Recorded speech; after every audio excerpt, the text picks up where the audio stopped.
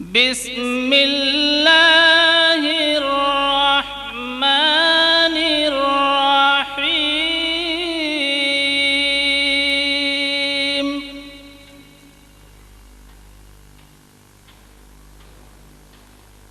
یا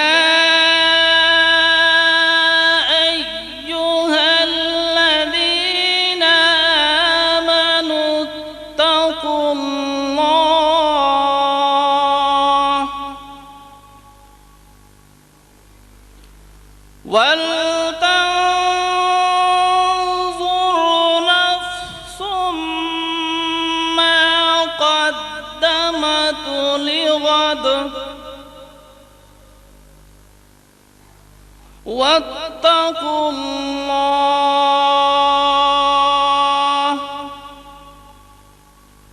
إِنَّ اللَّهَ خَبِيرٌ بِمَا تعملون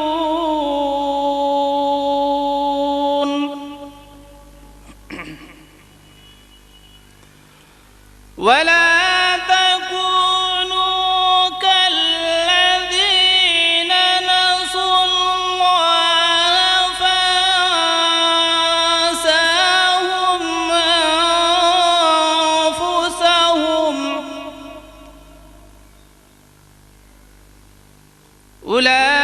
أولئك هم الفاسقون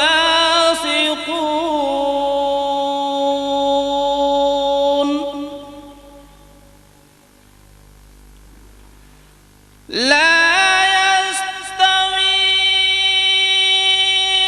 أصحاب النار وأصحاب الجنة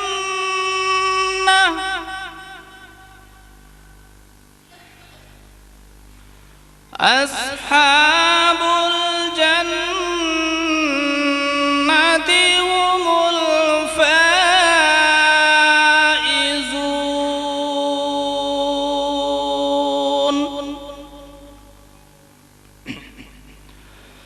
لو أنزلنا هذا القرآن على جبل لرأيته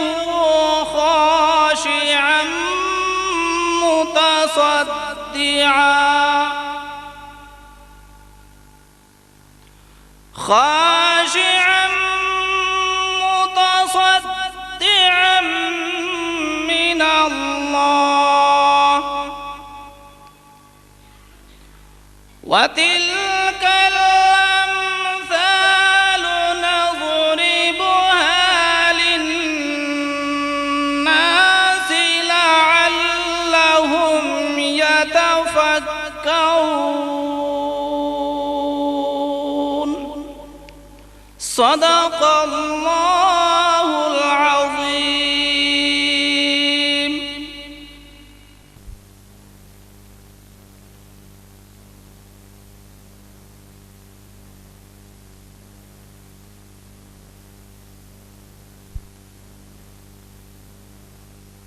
انصار ہے اور جنہوں نے اخلاص کے ساتھ ان کی پیروی کی اللہ ان سے راضی ہو گیا۔ صحابہ کرام وہ نفوس قدسیہ ہے جن کے متعلق امام کائنات فرماتے ہیں، حضرت عبداللہ بن مغفل رضی اللہ تعالی عنہ سے روایت ہے، اللہ کے رسول صلی اللہ علیہ وسلم نے فرمایا، میرے ساتھیوں کے سلسلے میں میں تمہیں اللہ کا حوالہ دیتا ہوں، میرے ساتھیوں کے سلسلے میں میں تمہیں اللہ کا حوالہ دیتا ہوں، میرے بعد تم ان کو نشانہ نہ بناؤ، ان سے محبت در حقیقت مجھ سے محبت کا نتیجہ ہے، ان سے بغض در حقیقت مجھ سے بغض کا نتیجہ ہے، جنہوں نے انہیں تکلیف دی اس نے مجھے تکلیف دی، اور جس نے مجھے تکلیف دی اس نے اللہ کو تکلیف دی، اور جس نے اللہ کو تکلیف دی ان قریب اللہ ان کو پکڑ لے گا۔ اسے امام ترمذی اپنی سنن میں لائے ہیں۔ حضرت ابو ہریرہ رضی اللہ تعالی عنہ سے روایت ہے، اللہ کے رسول صلی اللہ علیہ وسلم نے فرمایا، میرے ساتھیوں کو گالی مت دو، میرے ساتھیوں کو گالی مت دو، اس ذات کی قسم جس کے قبضے میں میری جان ہے، اگر تم میں سے کوئی احد پہاڑ کے برابر بھی سونا خرچ کرے تو ان کے ایک مد کے برابر نہیں پہنچ سکتے، اور نہ ہی نصف مد کے۔ اسے امام مسلم اپنے صحیح میں لائے ہیں۔ اللہ کے رسول صلی اللہ علیہ وسلم نے فرمایا، خیر القرون کرنی ثم الذین یلونہم ثم الذین یلونہم، سب سے بہترین زمانہ میرا ہے، پھر وہ جو ان سے ملے، پھر وہ جو ان سے ملے۔ اسے بخاری اور مسلم دونوں اپنے صحیح میں لائے ہیں۔ دوستو، سامعین، یہ ہم جانتے ہیں کہ رب کا قرآن دلیل ہے، محمد مصطفیٰ صلی اللہ علیہ وسلم کا فرمان دلیل ہے۔ ان دلیلوں کی بنیاد پر اس کائنات کی سب سے بڑی حقیقت یہ ہے کہ انبیاء کے بعد سب سے بہتر انسان صحابہ کرام کی جماعت ہے۔ آج کی یہ عظمت صحابہ کانفرنس انہی نفوس خاص کے نام ہے جو دل کے سچے، بات کے پکے، علم کا دریا، عمل کے پیکر تھے، جو کتاب و سنت کی حقیقی شیدائی، انسانیت کے سرتاج اور دنیا میں امن کا نشان تھے۔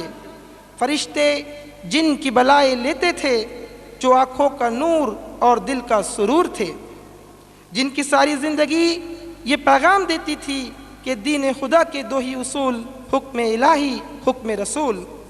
اب اسی ایک شعر کے ساتھ میں اپنی اس تمہید کو ختم کروں گا۔ اب تلک یاد ہے قوموں کو حکایت ان کی، اب تلک یاد ہے قوموں کو حکایت ان کی، نقش ہے صفحہ ہستی پہ صداقت ان کی۔ السلام علیکم ورحمۃ اللہ وبرکاتہ۔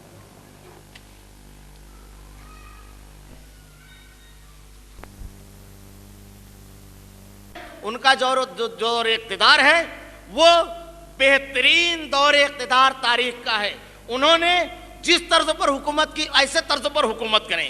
اللہ کے نبی صلی اللہ علیہ وسلم کے تربیت یافتہ یہ صحابہ کرام، جن کو اسوہ اور نمونہ بنانے کے لیے بعد کے ادوار میں بعد کے لوگوں نے کہا، بعد کے لوگوں نے ان کو پیش کیا، یہ صحابہ کرام رضوان اللہ علیہم اجمعین، ان کا عقیدہ، ان کے منہج، ان کی فکر، ان کا طرز زندگی، یہ تمام چیزیں صحابہ کرام کی کیا تھی؟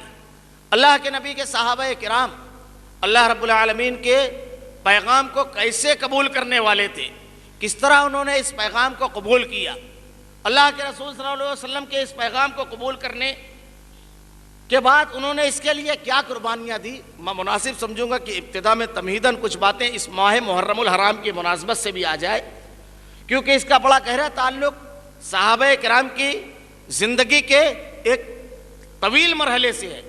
ہم جس ماہ محرم الحرام سے ابھی گزر رہے ہیں، اس ماہ محرم الحرام کی ابتدا،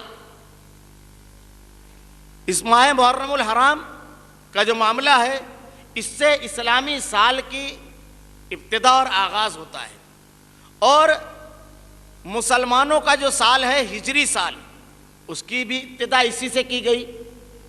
حضرت عمر رضی اللہ تعالیٰ عنہ کے دور خلافت کا واقعہ ہے کہ حضرت عمر رضی اللہ تعالیٰ عنہ کے دور خلافت میں جب مختلف گورنروں کو خطوط پہنچتے تو اس پر تاریخ نہیں ہوتی، اور یہ سمجھ میں نہیں آتا کہ اس میں کون سا خط پہلے کا اور کون سا خط بعد کا ہے۔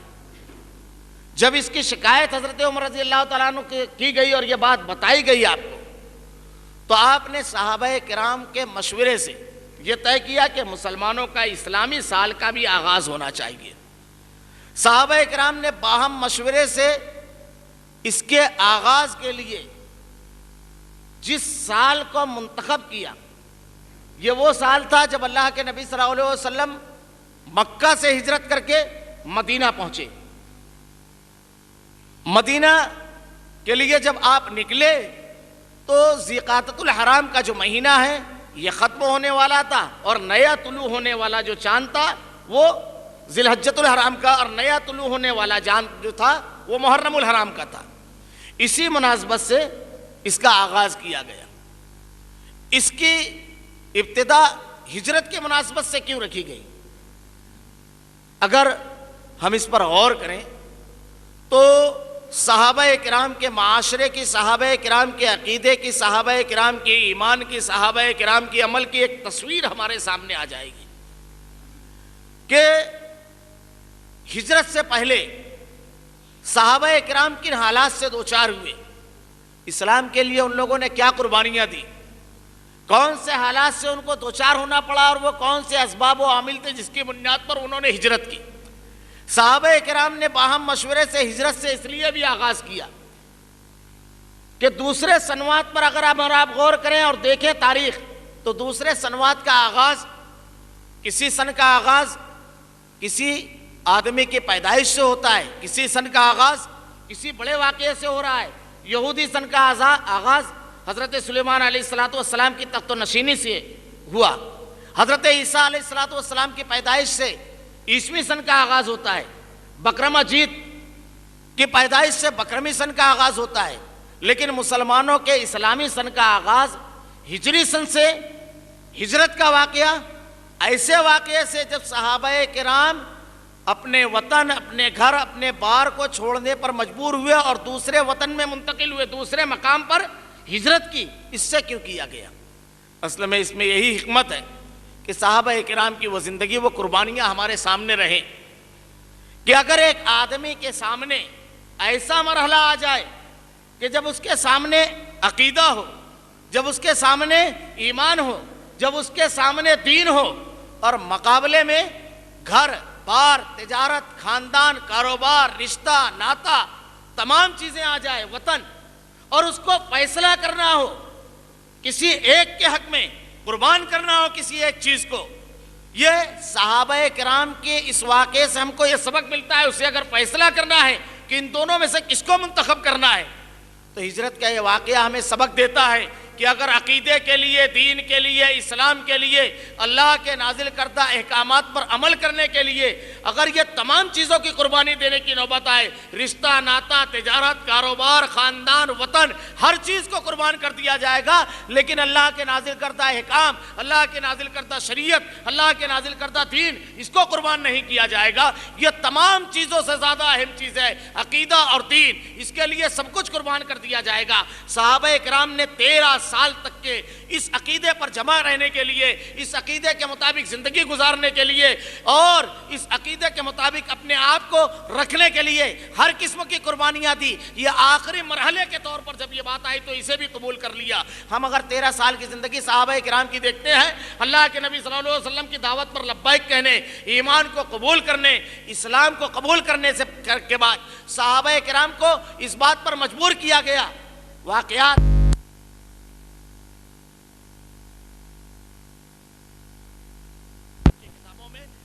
مجبور کیا گیا کہ عقیدے کو چھوڑے یا تو جان دیں، عقیدوں کو چھوڑے یا رشتے ناتے قربان کریں، عزیز و اقارب کو قربان کریں، صحبتیں اور مشقتیں دی گئی، ان کو ہر طریقے سے ان کو ستایا گیا۔ یہ کوشش کی گئی کہ اللہ کی توحید کو مانے نہ بلکہ بندوں کی غلامی میں رہیں، لوگوں کے بنائے ہوئے دین کے مطابق عمل کریں، اللہ کی توحید چھوڑنے میں اللہ رب العالمین کے نازل کردہ احکامات کے مطابق نہ زندگی گزاریں۔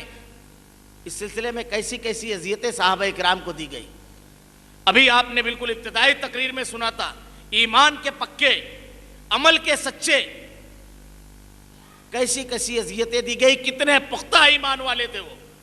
حضرت سمیہ بڑی ہی نازک خاتون، بوڑھی خاتون، ابو جہل ان سے کہتا ہے، یہ پورے واقعات 23 سالہ زندگی کے یہ بتاتے ہیں کہ پوری قوت کے ساتھ اسلام کو اور اللہ کے نازل کردہ دین کو ختم کرنے کی کوشش کی گئی، مشرکین نے تمام طاقتیں لگائی، تمام قوتیں لگائی، لیکن اس کو ختم نہیں کر سکے۔ میں ضمناً یہاں پر ایک بات کہہ دوں کہ بعض لوگ یہ پروپیگنڈا کرتے ہیں کہ اسلام تلوار کے زور سے پھیلا، حالانکہ درست جملہ یہ ہے کہ اسلام تلوار سے بھی نہیں رکا، درست جملہ یہ ہے، ورنہ بے شمار شہادتیں اور دلیلیں اس بات کی موجود ہیں۔ میں صرف ایک واقعے کی طرف اشارہ کروں، لین پول بڑا ہی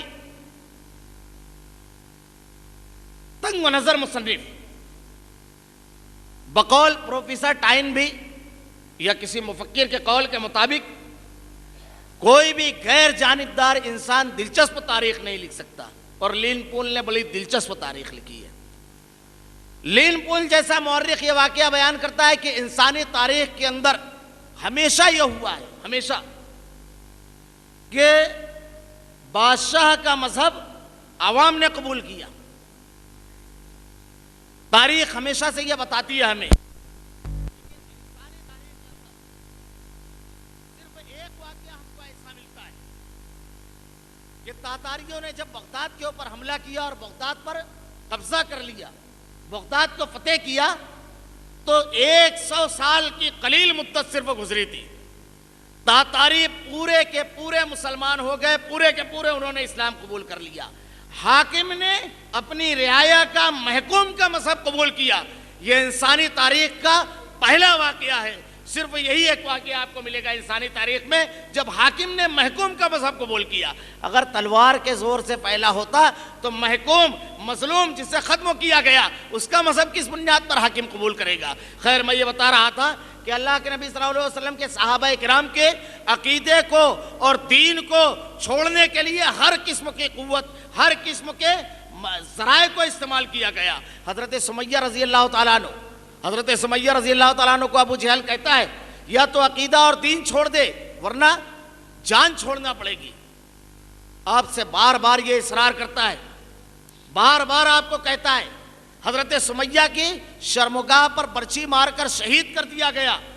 جان دے دی، عورت ذات تھی، لیکن عقیدے کا قربان نہیں کیا، عقیدے کی قربانی نہیں دی. صحابہ کرام کی زندگی کا بنیادی سبق، صحابہ کرام کا منہج، یہ دنیا کی سب سے قیمتی شے ہے عقیدہ اور دین.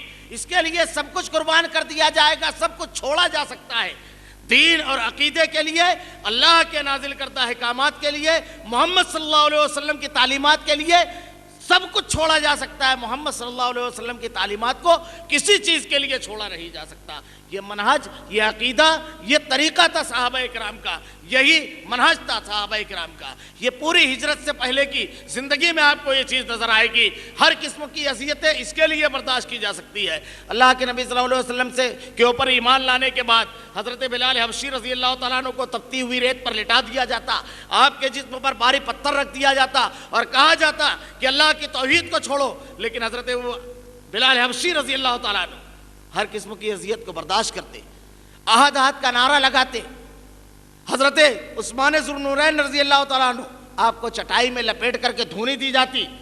صحابہ کرام کو، کمزور لونڈیوں کو، زنیرہ، نہدیہ، ام عبیس کی لونڈیاں تھی، انہیں پانی میں ڈبکی دی جاتی. حضرت خباب کے بارے میں روایتوں میں آتا ہے کہ آپ کو آگ پر لٹا دیا گیا، جلتی ہوئی آگ پر. آپ کی پیٹھ کا گوشت تو جلا، آپ کی چربی پگھلی، اس کی بنیاد پر وہ آگ بجھی. اتنی اذیتیں دی گئی. حضرت عمر رضی اللہ تعالیٰ عنہ کے دور خلافت میں ایک مرتبہ آپ نے حضرت خباب کو دیکھا،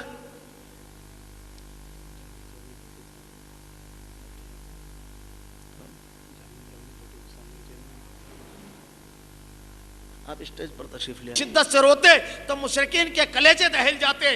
یہ عالم تھا. ایک صحابی کہتے ہیں کہ شیب ابی طالب کے دور میں ایک مرتبہ کا واقعہ ایسا ہے کہ میں بھوک سے انتہائی پریشان ہو گیا، انتہائی تکلیف تھی، بھوک کی شدت بہت زیادہ تھی. کھانے کے لیے کچھ تلاش کرنے کے لیے نکلا، کچھ بھی نہیں ملا. لیکن میں نے ایک جگہ چمڑے کا ایک ٹکڑا پڑا ہوا پایا، اسی کو بھون کر کے میں نے اپنی بھوک مٹائی.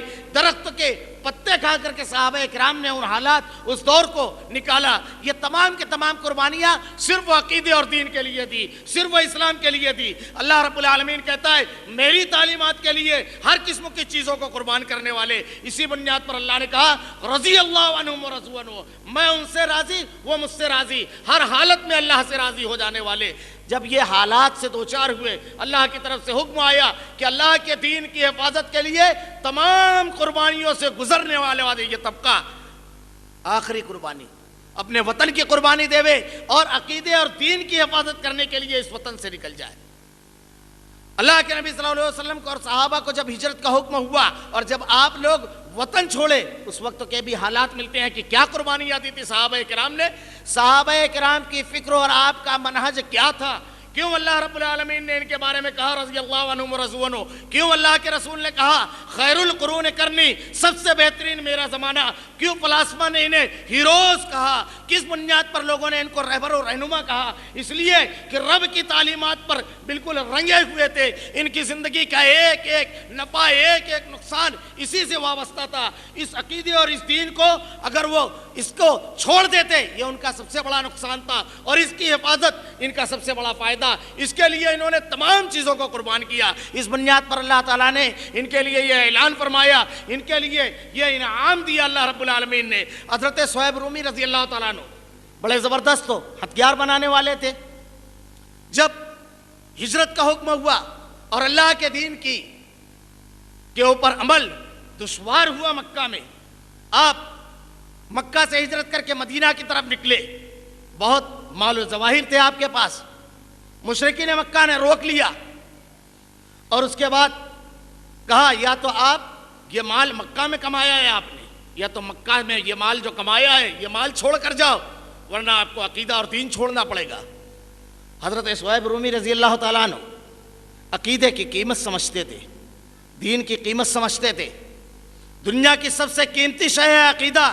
آدمی کو یہ شعور ہو جائے کہ مجھ کو کس نے پیدا کیا، اس کائنات کا خالق کون ہے، کس کے سامنے مجھ کو جھکنا ہے، کس کو مجھ کو راضی کرنا ہے، کس کی بندگی مجھے بجا لانا ہے۔ یہ شعور، یہ سب سے اہم چیز ہے کہ یہ شعور آدمی کو حاصل ہو جائے، اور جب یہ شعور حاصل ہو جائے تو پھر اس شعور کے مطابق زندگی گزارے۔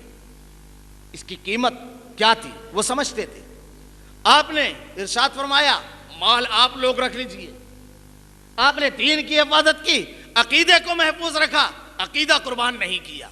حضرت اللہ کے نبی صلی اللہ علیہ وسلم کو جب اس بات کا علم ہوا تو آپ نے ارشاد فرمایا بہترین تجارت کی صہیب رومی رضی اللہ تعالیٰ عنہ نے۔ جسمانی تکلیفیں برداشت کی، بھوک کی شدت برداشت کی، مال کی قربانی دی، رشتے ناتوں کی قربانی دی۔ حضرت سعد ابن ابی وقاص رضی اللہ تعالیٰ عنہ کا واقعہ بڑا مشہور ملتا ہے۔ حضرت سعد ابن ابی وقاص رضی اللہ تعالیٰ عنہ اپنی ماں سے بہت محبت کرتے تھے، بے پناہ محبت تھی۔ معمولی سی تکلیف اگر ان کی والدہ کو ہو جائے تو وہ اس کو برداشت نہیں کرتے تھے۔ آپ کی والدہ نے اسی محبت کو، اسی عقیدت کو چاہا کہ کیش کریں، اسی محبت کو آڑ بنایا۔ بعض لوگ عقیدے اور دین کو چھوڑنے کے لیے محبت کو آڑ بناتے ہیں، اور یہی چیز بدعقیدہ نے بھی استعمال کی۔ بعض لوگ عقیدہ صحیح ہونے کا دعویٰ بھی کرتے ہیں اور عقیدت و محبت کی بنیاد پر بدعقیدگی کر جاتے ہیں، شریعت اور اللہ اس کے رسول کی تعلیمات کو قربان کر دیتے ہیں۔ یہی چیز اس نے بھی کی۔ آپ کی والدہ نے دیکھا کہ آپ کا بچہ آپ سے بہت زیادہ محبت کرتا ہے۔ اصل میں محبت کا معیار کیا ہے؟ الحب فی اللہ والبغض فی اللہ۔ محبت اللہ کے لیے، دشمنی اللہ کے لیے، معیار یہ ہونا چاہیے۔ جب دیکھا کہ بیٹا اپنے عقیدے کو، اپنے دین کو نہیں چھوڑ رہا ہے، تو ماں نے اس نسخے کو استعمال کیا۔ بیٹے سے کہا کہ بیٹا اگر تم محمد صلی اللہ علیہ وسلم کی نبوت اور اللہ کے ایک ہونے کا انکار نہیں کرے گا تو میں کھانا نہیں کھاؤں گی، اور میں جانتی ہوں کہ میری چھوٹی سی تکلیف تجھ کو بےقل اور بے چین کر دیتی ہے۔ حضرت سعد ابن ابی وقاص رضی اللہ تعالیٰ عنہ بہت محبت کرنے والے تھے، اپنی والدہ سے بڑا محبوب رکھتے تھے، اور اللہ رب العالمین کی نازل کردہ شریعت میں والدین کے جو احکامات ہیں، اللہ تعالیٰ نے ارشاد فرمایا اف لکما ولا تنہرہما وقل لہما قولا کریما۔ انہیں اف بھی نہ کہو، یہ ایک مستقل عنوان ہے۔ والدین کو جو مقام اور مرتبہ دیا، بزرگوں کو جو احترام دیا اس دین نے، یہ اسی کا حصہ ہے۔ حضرت سعد بن ابی وقاص رضی اللہ تعالیٰ عنہ کی والدہ نے کھانا پینا چھوڑ دیا۔ 3 روز گزر گئے، بھوک اور پیاس جب بڑھی، کمزوری زیادہ آئی، آپ انتہائی بے چین ہوئے، انتہائی بے قرار۔ آپ بار بار والدہ سے گزارش کرتے، درخواست کرتے کہ امی جان یہ بیجا ضد ہے، آپ اس ضد کو چھوڑ دیجئے، کھانا کھائیے۔ آپ کی والدہ انکار کرتی رہی۔ تیسرے روز جب کچھ نقاہت اور کمزوری ان کے اوپر طاری ہوئی تو حضرت سعد بن ابی وقاص رضی اللہ تعالیٰ عنہ اپنی والدہ کے سامنے کھڑے ہوئے اور آپ سے ارشاد فرمایا کہ امی جان یہ سچ ہے کہ میں آپ سے بے پناہ محبت کرتا ہوں، آپ کو اگر معمولی سی بھی تکلیف پہنچے تو میں بےقل اور بے چین ہو جاتا ہوں، مجھ کو اس سے زیادہ تکلیف پہنچتی ہے آپ کی ذرا سے بھی تکلیف مجھ کو گوارا نہیں ہے، لیکن یہ بھی سچ ہے، یہ بات آپ وضاحت کے ساتھ سماعت فرما لیجئے، سن لیجئے کہ آپ سے بہت زیادہ محبت کرتا ہوں، لیکن آپ سے کہیں زیادہ اس عقیدے اور اس دین سے محبت کرتا ہوں۔ آپ کے ذریعہ اس دنیا میں آیا، لیکن جس نے اس دنیا میں مجھ کو اور تمہیں دونوں کو بھیجا، سب سے زیادہ محبوب وہ ذات ہے، سب سے زیادہ، اور جس کے ذریعے یہ ہدایت ہم تک پہنچی وہ ذات، وہ تعلیمات۔ امی جان آپ سے بہت محبت کرتا ہوں، لیکن یہ بات سن لیجئے کہ اگر اللہ تعالیٰ مجھ کو آپ جیسی 100 مائیں دیوے اور 100 مائیں اس عقیدے اور اس دین پر قربان کرنے کی اگر بات آئے تو میں 100 مائیں قربان کر دوں گا، لیکن عقیدہ قربان نہیں کروں گا۔ رشتہ ناتا ان کے لیے رکاوٹ نہیں بنا، محبت احترام اور رشتوں کے بڑا اور چھوٹا ہونا ان کے نزدیک عقیدے کے درمیان رکاوٹ نہیں بنا۔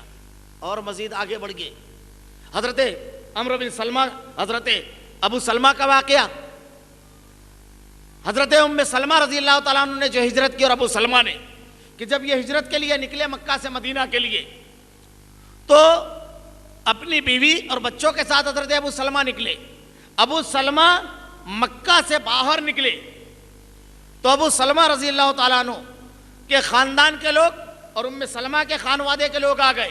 ابو سلمہ رضی اللہ تعالیٰ عنہ سے کہا کہ آپ کو لڑکی ہم نے اس لیے نہیں دی تھی، ام سلمہ کے ابو سلمہ کی بیوی کے گھر والوں نے یعنی سسرال والوں نے ابو سلمہ سے کہا آپ کو ہم نے بچی اس لیے نہیں دی تھی کہ آپ اسے لے کر قریہ گھومو، آپ کو جانا ہے ہجرت پر آپ جائیے، آپ کو یہاں سے اگر مدینہ جانا ہے، لیکن ہماری بچی کو نہیں لے جا سکتے۔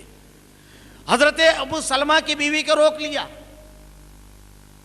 حضرت ابو سلمہ کے گھر والوں نے جب یہ منظر دیکھا کہ آپ کی سسرال، ابو سلمہ کی سسرال والوں نے اپنی بچی روک لی، تو آپ کے گھر والوں نے ان کا جو ایک چھوٹا سا بچہ تھا ام سلمہ سے اس کو چھین لیا اور کہا کہ یہ لڑکا ہمارا ہے، ابو سلمہ کا لڑکا ہے، اس لیے اسے ہم نہیں دیں گے۔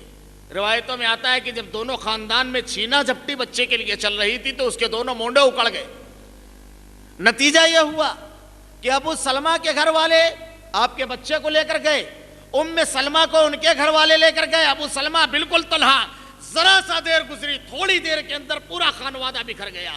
بیٹے کو اب ان کے گھر والے والدین لے کر گئے، رشتہ دار، اور بیوی کو سسرال کے لوگ لے کر کے گئے، تنہا ابو سلمہ، پورا گھرانہ بکھر گیا۔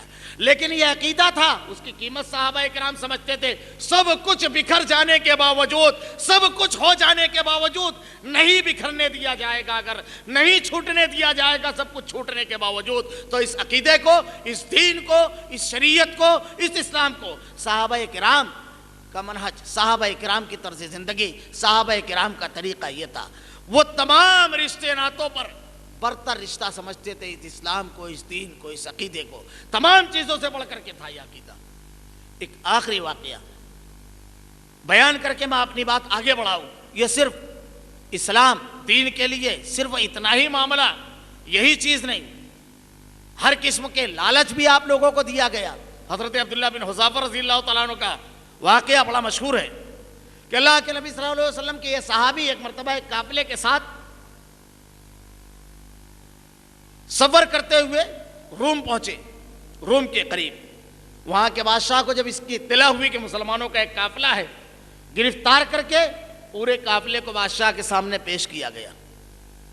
عبداللہ بن حذافہ کے بارے میں علم ہوا کہ یہ محمد صلی اللہ علیہ وسلم کے ساتھی اور صحابی ہیں۔ عبداللہ بن حذافہ رضی اللہ تعالیٰ عنہ سے بادشاہ نے کہا کہ اپنا دین و عقیدہ چھوڑ دو۔ آپ نے ارشاد فرمایا کہ یہ ایسی شے ہے، یہ ایسی شے ہے عقیدہ اور دین کہ اس کے لیے سب کچھ قربان کیا جا سکتا ہے، کیونکہ یہ اللہ رب العالمین نے جس نے اس کائنات کو بنایا، مجھ کو پیدا کیا، میری تمام ضروریات کو پورا کرنے والے خالق نے عطا کی ہے، میں اسے نہیں چھوڑ سکتا۔ بڑی تفصیل کے ساتھ واقعہ تاریخ کی کتابوں میں موجود ہے، میں اختصار کے ساتھ بیان کروں گا۔ جب دیکھا کہ سمجھانے پر بھی یہ بات نہیں آئی، اور باطل کا یہی طریقہ ہوتا ہے کہ صرف روکتا ہے، نہ یہ کہ اپنی دعوت پیش کرے۔ یہ بات نہیں ہے، مشرکین مکہ نے اپنی دعوت کو پیش نہیں کیا کہ اس سے بہتر اور اس سے اچھا پیغام ہمارا ہے، ان تعلیمات سے بہتر تعلیمات ہماری ہیں، اس چیز کو پیش نہیں کیا۔ حق کی ایک پہچان یہ بھی ہے کہ حق اپنی اچھائیوں اور اپنے پیغام کی بلندی اور اس کی جامعیت کی بنیاد پر قبول کیا جاتا ہے، باطل رسم و رواج کی بنیاد پر، محبتوں کی اور مختلف چیزوں کے حوالے سے یا دباؤ اور زور و زبردستی کے ذریعے اس کو لادا جاتا ہے معاشرے کے اندر، یہ بھی اس کے اندر فرق ہے۔ حضرت عبداللہ بن حذافہ رضی اللہ تعالیٰ عنہ جب نہیں مانے تو پلٹ کر کے بادشاہ وقت نے کہا کہ آپ اگر اس کو قبول کر لو گے میرے مذہب کو تو میں تم کو مال و دولت سے نوازوں گا۔ اب لالچ دینا شروع کیا، لالچ دینے شروع کیا۔ اب چیزوں کا حصول، اقتدار کا حصول، کبھی آدمی اس کی بنیاد پر کسی چیز کو قبول کر لیتا ہے، کبھی اس کی بنیاد پر قبول کر لیتا ہے کہ کسی کی حمایت مل جائے گی، اور اسلام قبول کرنے والا آدمی دینے کے مزاج سے، لینے کے مزاج سے نہیں، دینے کے مزاج سے قبول کرتا ہے۔ جب آدمی اسلام قبول کرے گا تو اللہ کی بندگی کرے گا، نبی کی اطاعت کرے گا، بیوی کے حقوق، بچوں کے حقوق، بھائی کے حقوق، پڑوسی کے حقوق، رشتے ناتوں کے حقوق، حکومت کے حقوق، راستوں کے حقوق، ہر کسی کے حقوق دے گا۔ یہاں بالکل الٹی ترتیب آپ کو ملے گی، بالکل الٹی۔ پھر اس نے لالچ دی کہ میں خزانوں سے نوازوں گا، آپ نے انکار کیا۔ اس کے بعد کہا اگر تم حکم قبول کر لو میرا مذہب، جب دیکھا کہ بڑی سے بڑی رقم اس شخص کے عقیدے کو متزلزل نہیں کر رہی ہے، تو یہ کہا کہ آدھی سلطنت دوں گا، آدھی، تب بھی آپ نے انکار کیا۔ اس کے بعد اپنی بیٹی سے شادی کا لالچ، تاریخ میں یہ تمام چیزیں موجود ہیں۔ جب سب چیزوں سے انکار کیا تو باطل حق کے مقابل جب آتا ہے تو طریقہ یہی ہے کہ ایک مرتبہ حق کو یہ پیغام دے کہ تم اپنا عقیدہ اور نظریہ چھوڑ دو۔ اللہ نے قرآن میں کہا ہے وَلَن تَرْضَانَكَ الْيَهُودُ وَلَا النَّصَارَىٰ حَتَّىٰ تَتَّبِعَ مِلَّتَهُمْ، یہ آپ سے ہرگز راضی نہیں ہوں گے جب تک آپ کی ان کی ملت کے اتباع پیروی نہ کرو۔ اپنے پیغام کو چھوڑ کر ان کا پیغام قبول کر لے، یہی مقصد ہوتا ہے، چاہے اس کی اچھائی، اس کی صداقت، اس کی جامعیت، ان تمام چیزوں کو بالائے طاق رکھ کر۔ اس چیز سے جب انکار کیا تو لالچ دی، جب اس سے بھی انکار کیا تو پھر اس کے بعد ظلم، دھمکی۔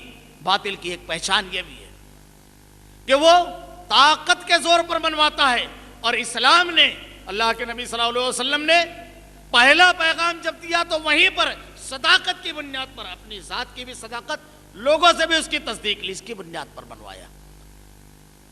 پہلے پیغام میں یہ چیز ملے گی۔ عبداللہ بن حذافہ سے کہا کہ اگر تم میرے مذہب کو اور میری بات کو قبول نہیں کرو گے تو پھر تمہیں اور تمہارے تمام ساتھیوں کو ختم کر دوں گا۔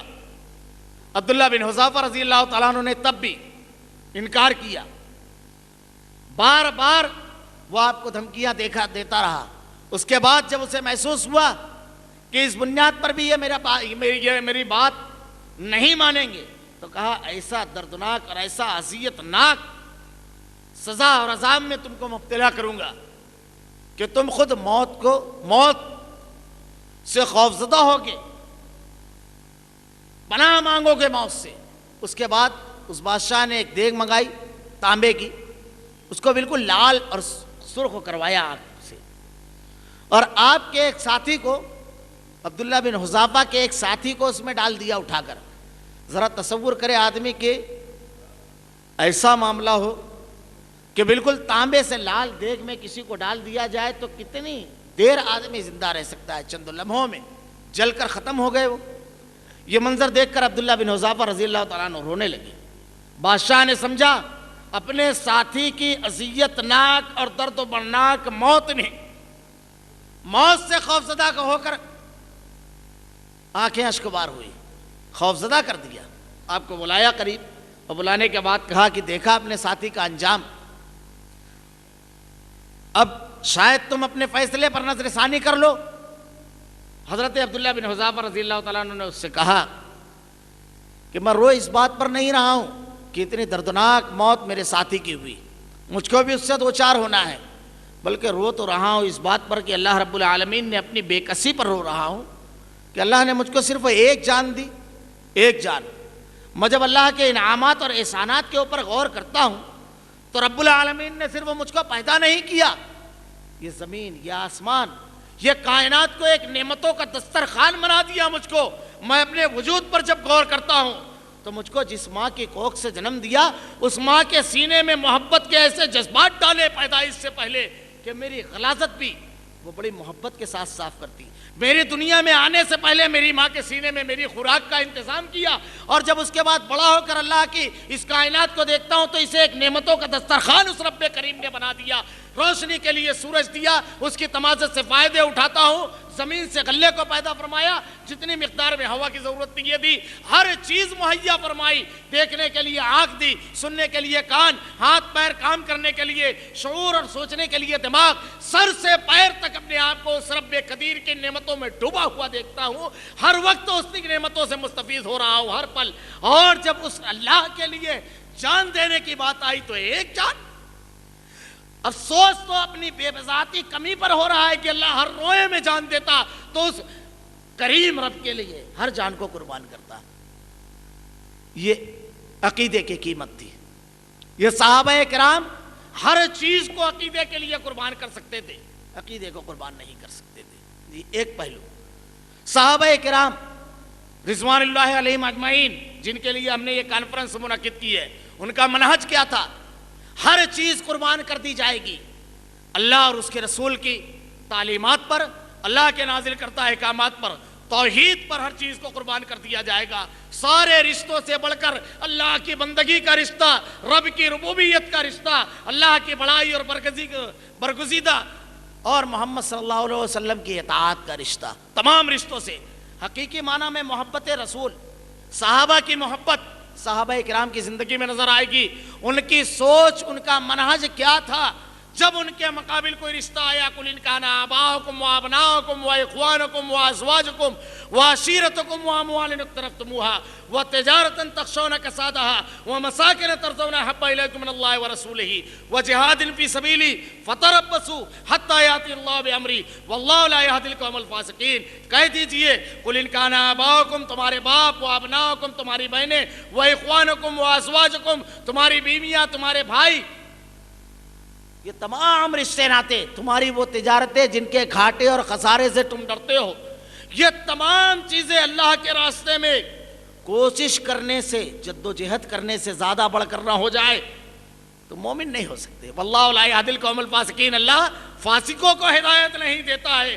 یہ تمام چیزیں جس رب نے دی ہے اس رب کے لیے سب کو قربان کرنا ہے. یہ تمام چیزیں اس رب کی تعلیم کی رکاوٹ بنے گی تو ان تمام چیزوں کو قربان کرنا ہے. یہ ہے منہج سلف, یہ ہے صحابہ کرام کا عقیدہ. اب اس چیز کو آپ زندگی میں قدم قدم پر دیکھیں گے, ان کی زندگی میں قدم قدم پر یہ چیز نظر آئے گی. جب ان کے سامنے کوئی بات آئی تو ان کے پاس معیار اور ذوق کیا تھا؟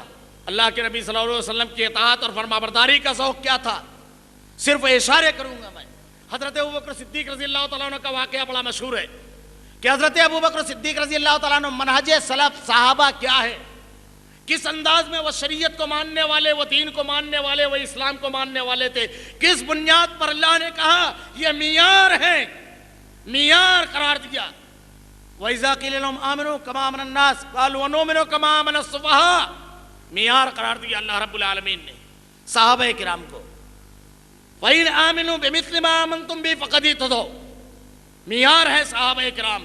صبغۃ اللہ ومن احسن من اللہ صبغہ, رنگوں میں بہترین رنگ اللہ کا رنگ ہے. اس رنگ میں رنگ گئے, وہ اس رنگ میں ڈوب گئے صحابہ کرام. حضرت ابوبکر صدیق رضی اللہ تعالیٰ عنہ عقیدے کی اہمیت اور افادیت کیا تھی ان کے نزدیک, کیسا عقیدہ رکھنے والے تھے؟ حضرت عبداللہ ابن مسعود رضی اللہ تعالیٰ عنہ ایک مرتبہ اپنی بیوی کو دیکھا, اس کے سر پر ایک پٹی بندھی ہوئی ہے. پوچھا یہ کیا ہے؟ کہا میرے آنکھ میں تکلیف ہے, کچوکے لگتے ہیں, ایسا لگتا ہے کچھ گل رہا ہے. فلاں یہودی کے پاس گئی, اس نے تعویذ لکھ کر کے دیا, اس کی بنیاد پر مجھ کو افاقہ ہو گیا. حضرت عبداللہ ابن مسعود رضی اللہ تعالیٰ عنہ تعویذ کھینچ لیتے ہیں اور یہ ارشاد فرماتے ہیں اللہ کی قسم آل عبد الرحمن شرکوں سے پاک ہے. کبھی عقیدے کی معمولی سی تکلیف پر عقیدے کی سوداگری کر نہیں سکتا مومن. تکلیف کو دور کرنے والی ذات اکیلے اللہ رب العالمین. وحدانیت کا تقاضا یہ ہے شفا دینے والی ذات جب وہی ہے تو صرف اسی سے شفا مانگی جائے. इय्याक नअबुदु व इय्याक नस्तईन, तुझे ही से मदद मांगते हैं, तेरे साथ किसी और से नहीं मांगते, तेरी ही इबादत करते हैं, तेरे साथ किसी और की इबादत नहीं करते, किसी और के सामने नहीं झुकते। मनहज क्या था सहाबा किराम का? सहाबा किराम का मनहज क्या था? हजरत अबू बकर सिद्दीक रजी अल्लाह तआला अन्हु अल्लाह के नबी सल्लल्लाहु अलैहि वसल्लम की कैसी इताअत और फरमाबरदारी करने वाले। हजरत अबू बकर सिद्दीक रजी अल्लाह तआला अन्हु का एक वाकया और उस वाकये का एक जुमला सहाबा किराम के मनहज, शरीयत को कबूल करने, अल्लाह के नबी सल्लल्लाहु अलैहि वसल्लम की बात को मकाम और मर्तबा देने में वाज़े करते हैं। हजरत अबू बकर सिद्दीक रजी अल्लाह तआला अन्हु हिजरत मेराज के दूसरे रोज जब अल्लाह के रसूल सल्लल्लाहु अलैहि वसल्लम को मेराज हुई, अल्लाह रब्बुल आलमीन ने आपको एक रात में मस्जिद हराम से मस्जिद अक्सा, उसके बाद आपने सातों आसमानों की सैर की, जन्नत और जहन्नम को देखा, अंबिया किराम से मुलाकातें की। मेराज के वाक़या में भी बड़े असबाक मौजूद हैं। मेराज का वाक़या अल्लाह रब्बुल आलमीन ने शुरू किया तो इन अल्फाज से, सुब्हानल्लज़ी अस्रा बिअब्दिही लैलन मिनल मस्जिदिल हराम इलल मस्जिदिल अक्सा। देखिए अल्लाह की किताब है। अल्लाह रब्बुल आलमीन पहला जुमला कह रहा है सुब्हानल्लज़ी। सुब्हान का ये जो लफ्ज़ है हैरत, यानी कोई बहुत हैरत अंगेज बात, हैरत के उसमें इस्तेमाल किया जाता है। अल्लाह ताला कह रहा है पाक है वो ज़ात। पहले ये बात कही जिसने एक ही रात में अपने बंदे को मस्जिद हराम से मस्जिद अक्सा तक सफर करवाया। असल में पहला लफ्ज़ कुरान में इसलिए इसको कहा गया कि दुनिया में बदअकीदगी जितनी भी आई, उमूमन उसका सबब यह रहा कि अल्लाह के बंदों में अल्लाह ने ख़ास तौर से उनके ऊपर जब रहम किया, करम किया, उनको इनाम से नवाजा, मदद की उनकी, तो कोई ऐसी चीज़ जब उनकी हुई तो लोगों ने उनको बंदगी से निकाल कर खुदाई के दर्जे में दाखिल कर दिया, साहिब इख्तियार समझा। अल्लाह रब्बुल आलमीन ने मेराज का वाक़या बहुत बड़ा है, तो सबसे पहले अकीदे की इस्लाह की। सुब्हानल्लज़ी, पाक है वो ज़ात, अपना अकीदा दुरुस्त रखना। बिअब्दिही, जिसने अपने बंदे को मोहम्मद सल्लल्लाहु अलैहि वसल्लम की बंदगी याद रहे, यह अल्लाह का इख्तियार था, ये अल्लाह रब्बुल आलमीन की कुदरत थी कि आपने ये किया रातों रात। तो सबसे पहले अकीदे की इस्लाह फरमाई। मेराज के वाक़या बड़ा ही हैरत अंगेज़ वाक़या है। इस वाक़े में बेशुमार असबाक है, वो मेरे उन्वान में नहीं है, मैं सिर्फ इशारतन कुछ बातें कह दूँ। अल्लाह के नबी ने मुशरिकीन मक्का के काफ़िले को भी देखा, इंतहाई शदीद दुश्मन अल्लाह के नबी के मुशरिकीन मक्का थे। मैंने कुछ वाक़यात अभी बयान फरमाए। जब अल्लाह के नबी ने सुबह सुबह मेराज का वाक़या बयान फरमाया तो मुशरिकीन मक्का ने, आपके मुखालिफों ने पूछा